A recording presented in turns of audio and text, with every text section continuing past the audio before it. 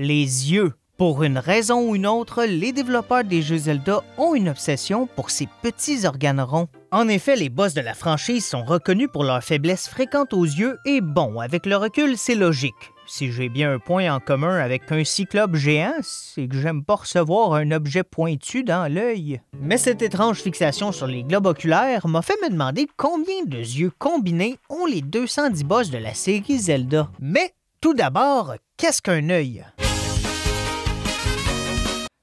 Ça? Bon, maintenant que c'est clarifié, c'est l'heure de compter les yeux et pour être franc, les résultats ont été surprenants. Le nombre de yeux le plus fréquent dans les 22 jeux, c'est sans surprise la norme humaine de 2, alors que 108 des 210 boss pourraient porter des lunettes traditionnelles, ce qui est d'ailleurs le cas pour certains comme Mogriff ou Madame Mode.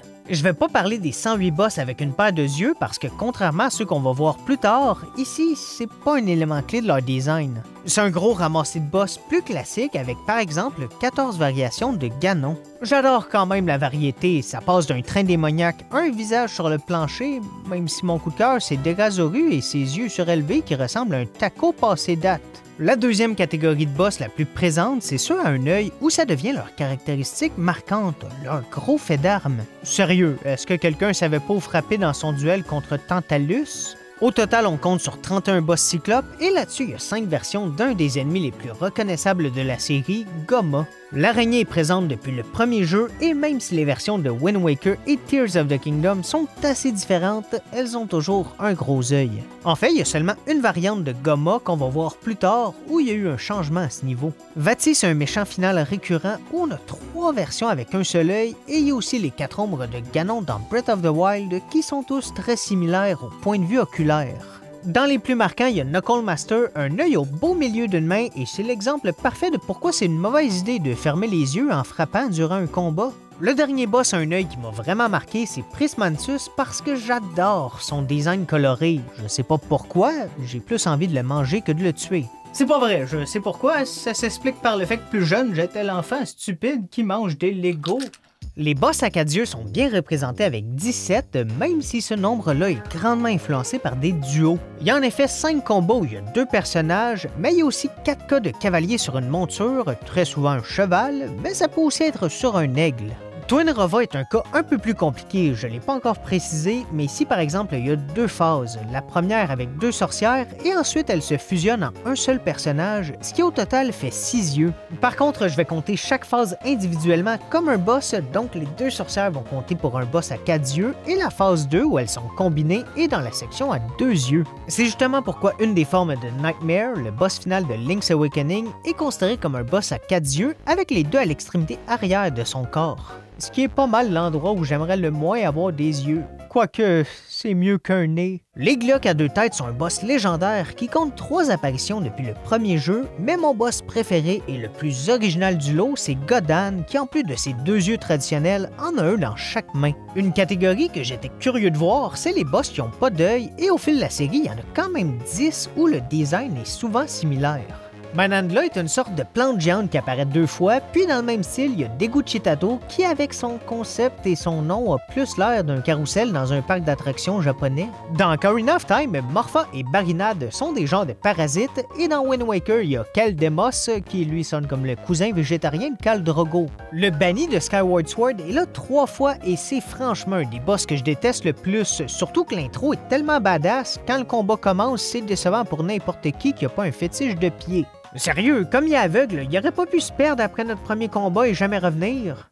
Mon grand-père le fait, lui. Null, c'est le grand méchant de Deco of Wisdom et il est super original parce qu'il est juste une boule de rien. J'adore sa forme et ses couleurs, on dirait un méchant du Spider-Verse. Les boss à 3 yeux sont moins présents que je pensais vu le cliché du 3e œil au milieu du front, mais en fait, le seul vraiment concerné par ça sur les 9 présents dans la série, c'est Thunderbird de Zelda 2. J'inclus les 2 yeux du masque qui sert de corps à l'incarnation de Majora et son gros œil d'imbécile heureux, mais pour les boss à 3 yeux, les plus marquants sont de loin ceux de Majora sur la version de 3DS, à qui on a juste ajouté un œil géant pour aucune raison. Sérieux, les gens avaient besoin de ça pour comprendre qu'il faut frapper les boss. Pour vrai, Odolwa avait déjà pas l'air du boss le plus intelligent de l'histoire, mais là vous avez littéralement remplacé le peu de cerveau qu'il y avait par un œil. Cold Stare est assez simple étant un œil qui se sépare en trois et une des formes de l'animal de Madame Mod consiste d'un genre de fantôme à un œil avec deux globes oculaires qui flottent autour.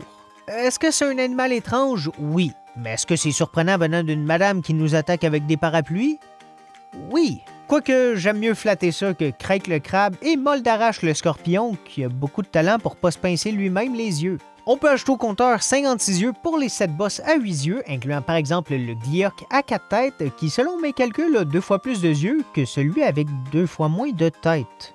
En tout cas, je pense. Après quelques boss facilement oubliables, où il y a plusieurs personnages dans un seul combat, Ed Thwomp est un de mes préférés avec ses 4 couleurs et ses 4 émotions différentes.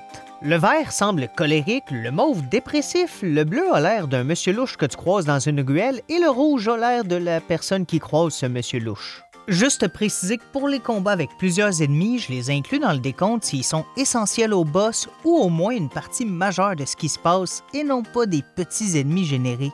Bellumbeck, le boss final de Phantom Hourglass, est un cas assez intéressant où notre allié Linebeck est contrôlé par Bellum, le méchant principal du jeu qu'on va revoir plus tard. On continue à avoir de moins en moins de boss par section, avec 6 pour ceux à 5 yeux. Iceor est vraiment le fun si vous voulez vous venger de tous les mouches qui vous ont échappé dans votre vie. Dans Twilight Princess, on a la dernière version de Goma, Armogoma, et même si son énorme œil est encore présent, on peut en voir 4 petits à l'avant. Heureusement pour moi, je compte pas cette portion-là. La colère de Majora me surprend toujours. Je pensais que le gros œil de la phase précédente était terrifiant vu le manque de visage, mais à bien y penser en voyant cette bouche-là, c'était pas si pire. Mazal est similaire au masque qu'on a vu plus tôt avec 2 yeux sur les mains, mais on doit entrer dans sa bouche où il y a une pince avec un gros œil qui nous sort de manière beaucoup plus efficace que les machines attrape-toutou. L'énorme monstre du Temple du Vent de Tears of the Kingdom, Colgera, est beaucoup trop intimidant pour quelqu'un qui a presque un nom de marque de dentifrice, et le dernier c'est Zaganaga, un nom dangereux à dire rapidement, faites attention. Les 3 boss à 7 yeux sont un peu étranges parce que pour les 3, le nombre de yeux est changé par une attaque importante. Vati Reborn, c'est une des formes du combat final de Minish Cap, et si Vati a seulement 3 yeux physiquement, les 4 qu'il fait apparaître nous attaquent constamment à coups de laser. Bellum est le plus marquant, comme j'en ai parlé plus tôt, il y en a 6 normalement, mais ici il compte pour 7 parce que son lancer d'œil est trop important. Le dernier, c'est le Phantom Ganon de l'Arbre Mojo dans Tears of the Kingdom qui commence avec 5 yeux et je pense que c'est intéressant de les inclure parce que ça différencie vraiment le combat des autres Phantom Ganon du jeu. Les boss sont de plus en plus uniques alors qu'on a 7 catégories composées d'un duo de boss, à commencer par les 2 avec 6 yeux. Trinex est une genre de tortue à 3 têtes qui doit consommer beaucoup de salade et il y a Twin Moll de 2000 pattes géants dans Majora Mask avec 3 yeux chacun. Si la version 64 reste assez classique, Twin Mold sur 3DS est le summum de l'absurdité. C'est complètement fou, ils ont chacun 3 yeux de plus sur leur ventre et bon, ok, à la limite, mais le pire c'est l'œil dans leur bouche qu'on fait sortir en serrant leur corps.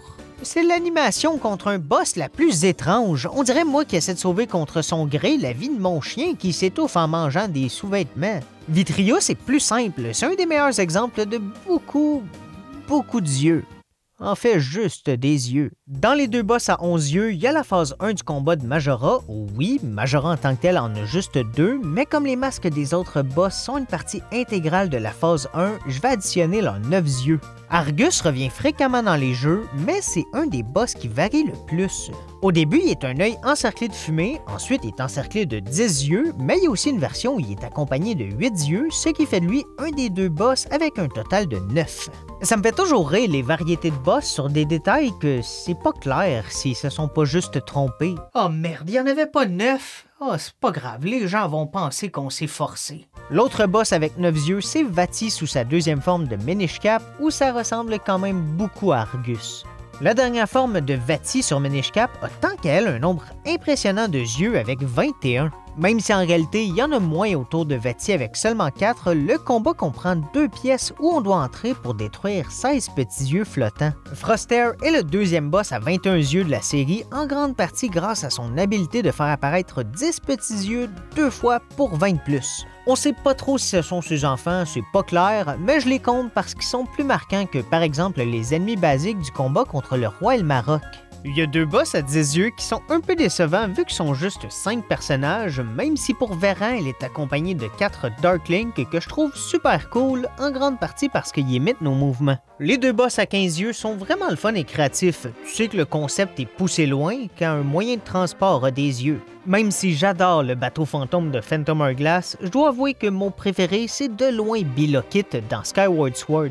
La grosse créature a 2 yeux de base, 4 au bout de tresse, mais le mieux c'est vraiment l'espèce de petit dinosaure à crête digne de Jurassic Park qui sort de nulle part. On est maintenant au point où chaque boss a un nombre de yeux unique. J'ai décidé d'inclure le combat contre le dragon Nedra de Breath of the Wild parce que contrairement aux Inox, Talus ou Molduga qu'on trouve dans le monde, il y en a seulement un. Nedra en soi a 2 yeux seulement, mais elle est couverte de corruption, ce qui lui ajoute 3 énormes yeux qui sont eux-mêmes encerclés de 5 petits yeux.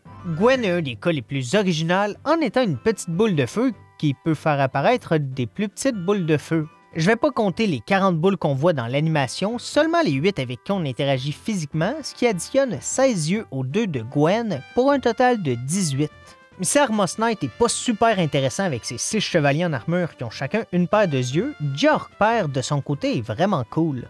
Il y a tout d'abord une grosse raie, un terme que j'adore utiliser mais juste dans ce contexte-ci. Bref, cette raie-là compte sur 8 yeux alors que la plus petite en a la moitié. Même s'il semble moins important, je vais additionner les 5 petits bébés raies qui nous attaquent parce qu'on n'a jamais assez de raies. Je sais pas, c'est étrange, mais ils sortent de la bouche de la grosse raie et ils ont chacun 2 yeux, ce qui porte le total à 22.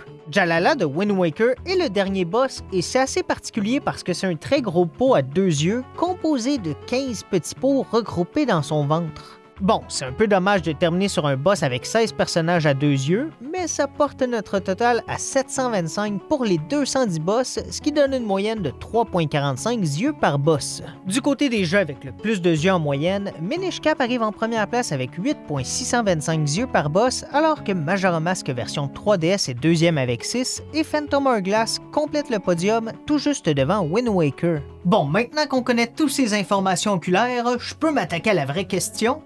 Combien y a-t-il de brins d'herbe dans Breath of the Wild?